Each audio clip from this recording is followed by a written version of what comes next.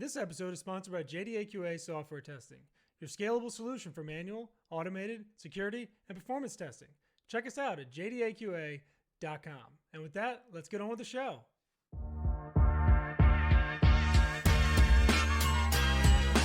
This is The First Customer, hosted by Jay Agnew.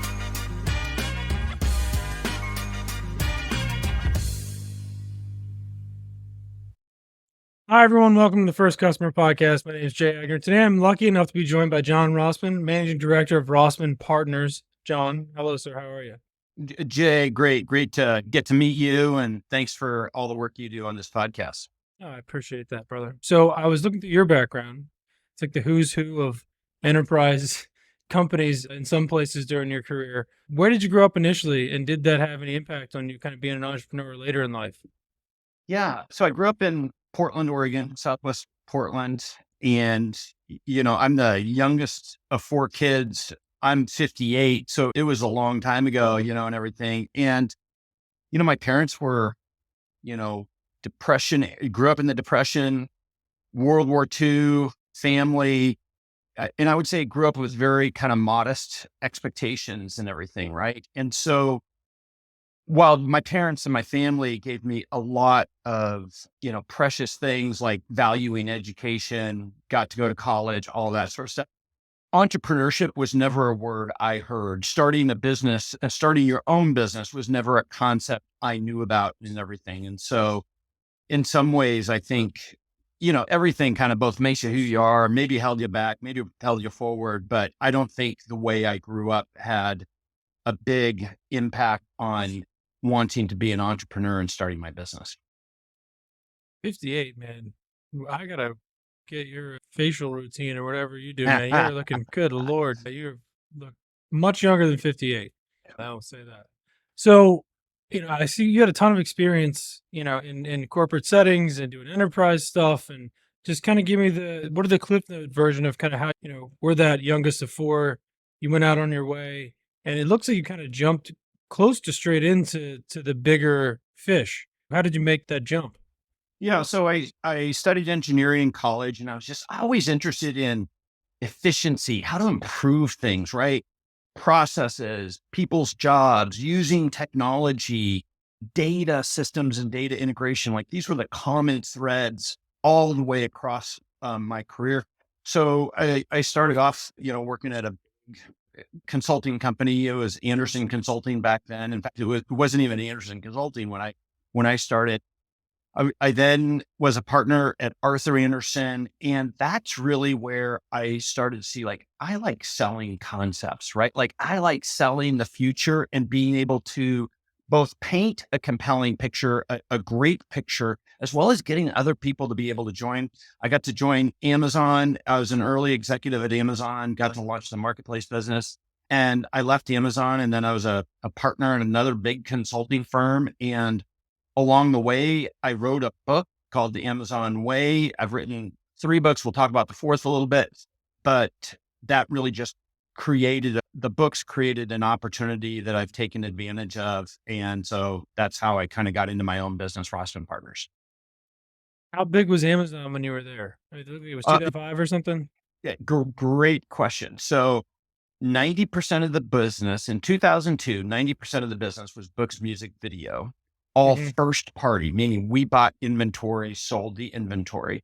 Holiday 2002 was the first $1 billion quarter for Amazon. Today, it's roughly a $550 billion revenue company. We had less than a couple hundred million in short-term receivables in cash. We were referred to as Amazon.com, Amazon.toast, Amazon.org, because of course we didn't know how to make money. So there was just a ton of doubters, and everything about both the model and the company were being doubted. I got to lead the launch of the marketplace business, which was third party selling at Amazon.com. Today, that's almost 60% of all units shipped and sold. And I just learned so much about culture and leadership and innovation and how much you can get done when you truly focus within a company. But it was a small company compared to the company that Amazon is today. Yeah, it's hard to even fathom how big they are and all the tentacles they have reaching all over the place. Yeah.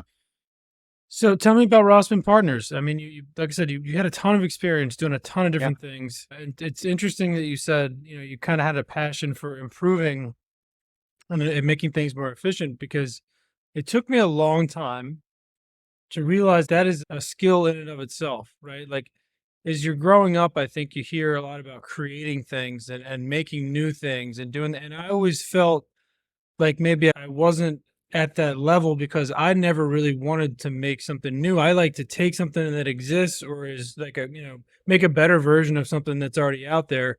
And it always felt like I was, maybe that was the cheap way to do it. But then as I got older and I started, actually running a business, I'm like, oh, wait, this is how things happen. Nobody's created anything new really in the last, million years or whatever. So tell me about Rossman Partners. Yes. Guess what? I help my clients solve hard and complex problems. I help them compete and win in the digital era, right? So I'm still solving problems, and I do that really. I kind of have three models. I do keynote speaking and workshops. I do advisory work, and I do consulting work where I'll lead projects and I have a team and everything. And, back to what you were saying. So, the first book I wrote is called The Amazon Way. It's about Amazon's leadership principles. My favorite leadership principle is the third leadership principle, which is titled Invent and Simplify. My favorite part of that principle, and where I get to do my edgiest work with clients, is the and simplify piece of that leadership principle. It sounds obvious. It sounds so simple to simplify processes, policies, jobs, outcomes, customer experiences, systems, all of these things. But we are just masters at making things more complex, not tackling the hard discussions and the hard decisions that have to be made to simplify. But the thing we knew at Amazon was that if we wanted to scale a capability, the most important work we could do would be to define what that capability is and how it works and simplify it as much as possible. And so if you're willing to do that hard thing of and simplify, then you can truly scale a core capability. Hmm. So who was your first customer at Rossman Partners? How did you kick that off? Yeah, so I won't mention them by Sure. name, but it Yeah. was Yeah. Yeah. it was healthcare. It is a healthcare insurance startup. He would call it a start over and everything, healthcare insurance brokerage business. But he envisioned a new value proposition of healthcare insurance that served both patients and doctors much better and really helped get away from all the policies and all the complexity of existing healthcare insurance and systems. And so he read The Amazon Way. He reached out to me. He's been a client ever since then. So that's 7 years. I'm a partner in his business. So I'm an equity holder. I still advise him today, but most importantly, he's a dear friend and I value that relationship. And so I was very fortunate in him reaching out to me, which is, one of the benefits of these books is that I do get a number of people reaching out to me because they read it and they go, oh, hey, can come talk to us about it? Give me your opinion on something. And that's what I love doing. I was gonna say, did you envision it being a lead generation funnel tool when you wrote the book? No, and I still don't fully appreciate it, and everything. And so I left Amazon in late 2005. I was a partner at a firm called Alvarez and Marcel for 12 years. It was like 5 years after I left Amazon that a client of mine at the Gates Foundation came to me and goes, oh, you do a real nice job of kind of delicately taking the little strategies of Amazon and inserting them into our business. I think you ought to write a book about it.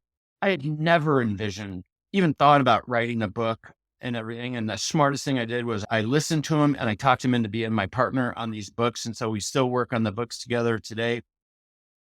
And it literally, one step at a time, I've been figuring it out. And so I never really understood the power of a good book that it can have in, most importantly, making an impact to people's lives. Like I've had the craziest people reach out to me. I had a lady who runs an orphanage in Africa, runs like 30 orphanages. And she sent me a nice email about how the Amazon Way had impacted how she's, working with her leadership team and everything. Like never ever envisioned something like that. And I never envisioned kind of the power from a marketing standpoint and stuff. I get it a bit now and everything, but Hmm. you know, I think reading good books is just an absolute habit for people who want to truly continue to grow and be open minded to new perspectives and learning new things. And so it starts with the desire to be open minded and actually be willing to adjust how you do things. But books or audio books or long form podcasts like this, distinctly different than a blog post or a soundbite, and everything, right? Right. Like a completely different level of thinking. And if you can find ways to take advantage of it, you're on a path of growth.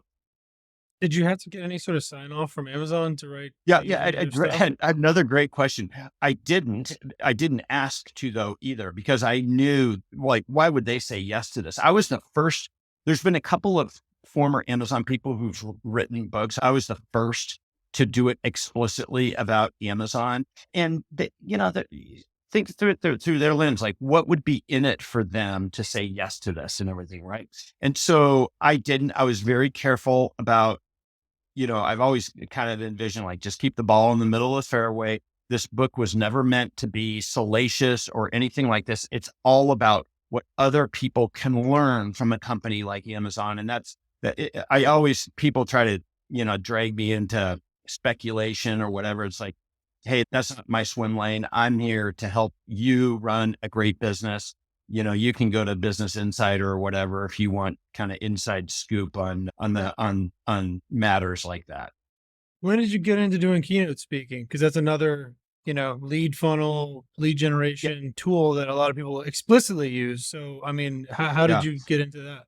Well, it came out of the book, right? So we released the Amazon Way in 2014, and all of a sudden these invitations to come talk to audiences started to come up. And early on, I was still an operating partner at a consulting firm, had clients, demanding clients and everything. It's like, hey, if I'm going to do this, I'm going to charge. So I started charging almost day one. I did a free one out at Microsoft. And kind of after that, I did everything charged. And I absolutely love it. I love the impact that it has. I've gotten to meet so many great audiences and teams. My favorite type of keynote actually isn't a keynote. It's where I work with an executive team. They invite me in to come talk to them, and it's framed as a keynote, but really what it is, it's a short-term advisory assignment focus on, well, how are they going to compete? How Mhm. are they going to change the trajectory of their organization? And what do they need to do from a leadership standpoint, from a strategy standpoint, from an investment standpoint in order to do that? And so those are my favorite types of keynotes, is actually sitting around a table with a set of executives. And while I'll frame it through, like, hey, here's the lessons from Amazon and how we approach it, it really is like about their business and how they're going to compete. If you didn't work at Amazon, do you think you would have still been on the path you're on today? Because the key part of everything that you pitch and you sell and you deliver and you teach and all these things, it was that whatever it was, 3 years at Amazon. And I mean, you've had a lot of time before that and after that at this point. So I mean, that was a very integral, pivotal 3 years. Do you think things would have been the same by any stretch of the imagination after if you hadn't worked there? Well, you don't exactly know what the alternative would have been, right? Sure. And stuff. But in my estimation, I don't think so at all. I think it completely changed how I operate. I have a longtime business partner we were partners together at Arthur Anderson before Amazon. We were partners at Alvarez and Marcel. And Steve always says, like, Amazon changed you, John, because what you always do is you're working to simplify and clarify points of view around the table. And he goes, it completely changed how you operate as a facilitator and as a thought leader. And that's just one way that it changed me. And then I got lucky to recognize the power of the book. I did it early as Amazon was just coming to really the attention as a global innovation giant, and I kind of captured the story out of that. And so I was fortunate on a number of fronts, but I also saw the opportunity. I took the opportunity and invested the effort and time into it. It didn't come for free. And so, but no, I don't think any of this fascinating career path that I've had, kind of call it the last 10 years, would have happened this way if I hadn't been at Amazon. Hmm. Yeah, I mean, it's like the ultimate social proof, right? Like, I mean, you can't, you can almost not think of a better, at least that the general public is aware of. I'm sure there's others that, that exist, but the one, I mean, talk about a social proof of all social proofs. That's pretty incredible. Do you do any marketing today, or is it just the book and the keynotes? I mean, I know, again, It, these things it, are it, it marketing, but do you yeah, do any kind of outbound stuff? yeah. So I do podcasts is really my marketing, and I've got a new book coming out. So it's releasing February 27th. Can I take a moment and talk about it Yes, here? I was going to bring it up. Go Perfect, for it now. perfect. Take And it. I've got an offer. I've got an offer for the audience here. So the name of the book is Big Bet Leadership: Your Transformation Playbook for Winning in the Hyper Digital Era. And I have a co-author who was my client at T-Mobile. Kevin and I stood up a new business incubation practice at T-Mobile. We kind of translated a lot of Amazon stuff and some other things to help build this essentially systematic approach for exploring new businesses for T-Mobile to enter into. And the book specifically it's targeted for senior executives, specifically attacking the failure points of why big bets, digital transformations, innovation programs, new product launches, mergers and acquisitions, all big bets, why they tend to fail. And tend is a weak word that I'm using there. 75 to 90% of all of these types of initiatives fail to deliver the benefits that they were expected to deliver, right? And so the book is targeted towards that. So the offer is, if you go to bigbetleadership.com, I'll do a free Kindle book giveaway to people who register there on February 27th, 2024, when the book's released. And the only thing I ask, and it's a request, is that they write a customer review for the book. So you'll get a free Kindle version of the book, open to US customers only though. And, please go to bigbetleadership.com and check it out. Love it. Switching gears a little bit, as somebody who is hyper focused and probably is inundated with requests and messages and everything else, how do you disconnect? What are your hobbies? How are you keeping things fun, not just in the business arena every day? Yeah. So my morning routine, we get up early here and I go to the gym. I exercise every day, and that is just my absolute habit that just, if I do that, I'm going to have a great day no matter what. On the days that I don't get to do that, I'm not at my best and Mhm. everything. And I just know that. So that's the first thing. I've kind of cleaned up my diet a bit, and everything, right? Like as you kind of keep maturing, the inputs become more important than the outputs, meaning the diet becomes more important than actually the exercise and things like Mhm. that. And so that's really it. And then I tune stuff out. Like, when I'm writing or consuming content, reading something, I turn everything off. And that's the only way you can truly kind of get into the high performance zone to think things through. And it would be, so some of the habits from Amazon are about writing out all your concepts, your proposals, your projects, like the thing you want to go do, write them out. There's a set of techniques. I explain them in the book. You need to do that you can't do that like 10 minutes here and 10 minutes there and 10 minutes there. You need to set aside at least 2 hours, turn everything off and actually think about things. And if you can do that as a habit of writing out what your proposal is, and then like, why are customers going to love it? What are the critical risks of this versus the safe risks of this? Guess what you want to do with the critical risks? You want to accelerate how you validate those, not defer those. People do that completely backwards. They tackle the easy stuff first. They don't tackle the hard things first, right? You can explain it to others. You can get others on board, and you're actually testing your concepts by writing them out and debating them Mhm. versus in truly investing in them and then getting feedback. And so that's some of my habits that I believe in and apply to my own business and my own life. And it's the essence of the work that I do with a lot of my clients. Love that. And what do you do for fun?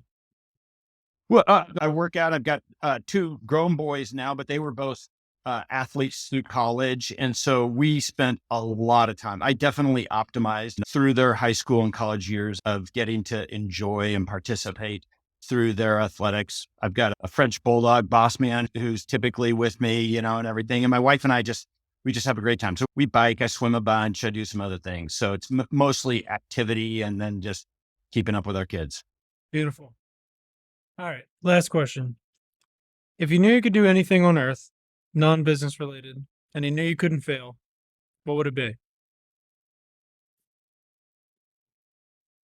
Well, I'd love to solve some of the education challenges, we have in America. I, I I would love to give everybody the opportunity for a great education. And so, and that's really the mission of a big part of the Bill and Melinda Gates Foundation is their US education.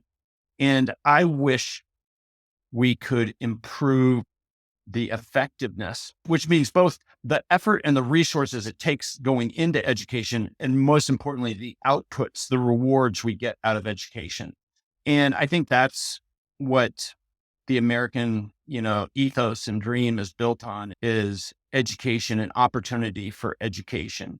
And so I wish I could play a significant role in fixing that. If I knew I couldn't fail, that's what I would go do. Regrettably, I've learned about the challenges of making systematic, broad scale change in the US education system. Love that answer. I think there was one other, a guy, kind of a pillar of the Philly tech community, Chris Sarah, one of my good friends and actually a client of ours. I think that was a similar answer to his. He kind of feels the same way.